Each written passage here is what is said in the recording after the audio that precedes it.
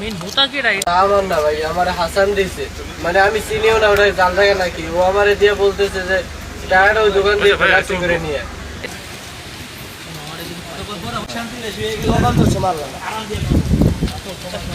তো আজকে আমি সকাল যখন দোকান খুলছি, দোকান খুলে 5 মিনিটের মধ্যেই ওই যে আসামি ওই তো সম্ভবত আমার ওই আসছে দোকানে যায়, এসে বলতেছে ভাই বিকাশ হবে। আমি বলছি হ্যাঁ বিকাশ হবে। কয় টাকা বলতে 14,000 টাকা। ওই টাকা দেওয়ার পর আমি টাকা নিছি, টাকা চেক করলাম, নাম্বার লিখছি, দেখি টাকা 14টাই জাল।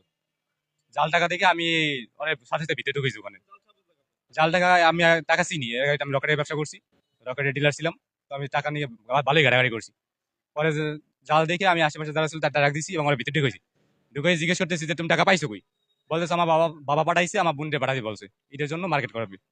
পরে আমি ভিতরে নিয়ে আটকেছি, আশেপাশে যারা ছিল তবে ডাক দিছি, মুরব্বী আছে যারা প্রতিবেশী তারা ডাক দিয়ে বলছে কাকা এমনি 14,000 টাকা নিয়েছে সব জাল।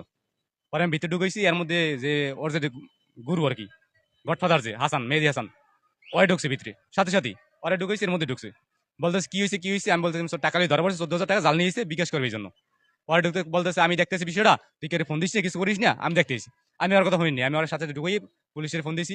তারপরে আপনার এদিকে যারা ছিল মুরব্বী পরিচিত আমার সবাই ফোন দিছি।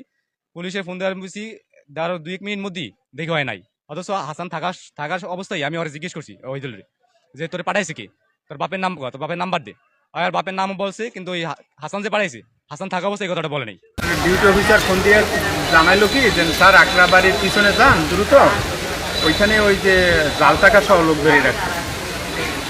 তো পরে আমি ওই আমার ফোর্স সহ ওইখানে দ্রুত গেলাম, যাই দেখি অনেক লোকজন ওই একটা ফ্ল্যাক্সি লোডের দোকান ওই বিকাশ করতে গেছিলো ওই টাকাগুলো, হ্যাঁ টাকাগুলো বিকাশ করতে গেছিলো, বিকাশের ওই যে দোকানদার ওই টাকা সহ ওরে ধরে রাখছে। তো পরে আমরা যাই দেখলাম যে আসলে টাকাগুলো ওই যে জাল মনে হয় প্রাথমিকভাবে। আর স্থানীয় সব লোকজনের মাধ্যমে আরো তল্লাশি করলাম, তল্লাশি করে আর বেশি টাকা আর পাই নাই আমরা, এইগুলোই আমরা জব্দ করছি। কত টাকা? 14,000, 14টা 1,000 টাকার নোট। তো পরে আমরা এই টাকা জব্দ করি, তারপরে তল্লাশি মূল্যে ওই যে তল্লাশি তালিকায় সইটই নিয়ে আমরা এই যে এখন এই ব্যাপারে আইনগত ব্যবস্থা প্রক্রিয়া দিন ঊর্ধ্বতন আমার অফিসারকেও জানাইছি, এই ব্যাপারে আইনগত ব্যবস্থা প্রক্রিয়া দিন আছে। হ্যাঁ।